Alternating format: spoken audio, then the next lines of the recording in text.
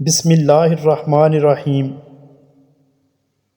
سچا مسلمان وہ ہے جس کے ہاتھ اور زبان سے دوسرے مسلمان محفوظ رہیں۔ لمبا داغا اور لمبی زبان ہمیشہ الجھ جاتی ہے، اس لیے داغا لپیٹ کر اور زبان سمیٹ کر رکھیں۔ وقت گزر جانے کے بعد اگر کوئی قدر کرے تو اسے قدر نہیں، افسوس کہتے ہیں۔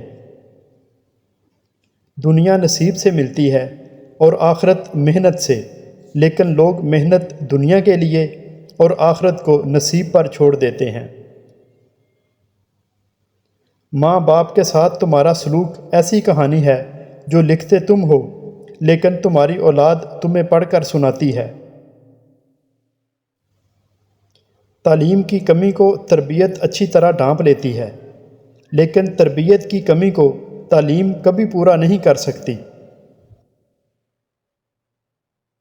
کسی کی اچھائی کا اتنا بھی فائدہ مت اٹھاؤ کہ وہ برا بننے کے لیے مجبور ہو جائے۔ برا ہمیشہ وہ بنتا ہے جو اچھا بن کر ٹوٹ چکا ہو۔ عادتیں نسلوں کا پتہ دیتی ہیں، ماتھے پہ کسی کے کچھ نہیں لکھا ہوتا۔ تربیت اور پالنے میں زمین آسمان کا فرق ہوتا ہے۔ آپ کا لہجہ، آپ کا رویہ، آپ کا اخلاق بتاتا ہے کہ آپ کی تربیت ہوئی ہے یا صرف پالا گیا ہے۔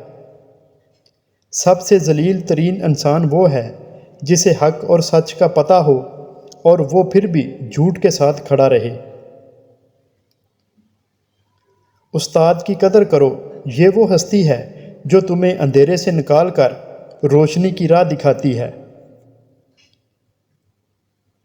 جو لوگ دوسروں کو اپنی دعاؤں میں شامل کرتے ہیں، خوشیاں سب سے پہلے ان کے دروازے پہ دستک دیتی ہیں۔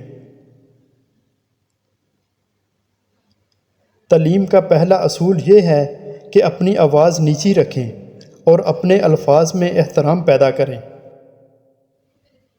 اگر آپ نے کسی کے کردار کا اندازہ لگانا ہو تو یہ دیکھو کہ وہ ہنستا کس بات پر ہے۔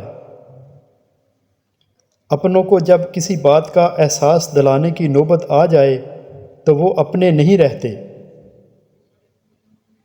اگر کسی کے لیے آپ کا ہونا یا نہ ہونا برابر ہو جائے تو پھر آپ کا نہ ہونا ہی بہتر ہے۔ ہم سمجھتے ہیں کہ خدا ہمیں اوپر سے دیکھتا ہے، در حقیقت وہ ہمیں اندر سے دیکھتا ہے۔ خاموشی ہر مصیبت کا علاج ہے، لیکن ظلم کے خلاف آواز اٹھانا بہترین عمل ہے۔ ہمیشہ میٹھے الفاظ بولو، جب کبھی الفاظ واپس لینے پڑیں تو کڑوے نہ لگیں۔ جاہلوں کا طریقہ یہ ہے کہ جب ان کی دلیل مقابل کے آگے نہیں چلتی تو وہ لڑنا شروع کر دیتے ہیں۔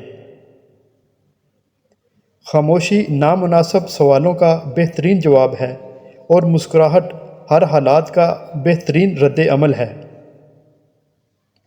گھڑی کی ٹک ٹک کو معمولی نہ سمجھو، یہ زندگی کے درخت پر کلہاڑی کے وار ہیں۔ مایوس وہ ہوتا ہے جو اللہ پر یقین نہیں رکھتا، اور محروم وہ ہوتا ہے جو اللہ کی نعمتوں کا شکر ادا نہیں کرتا۔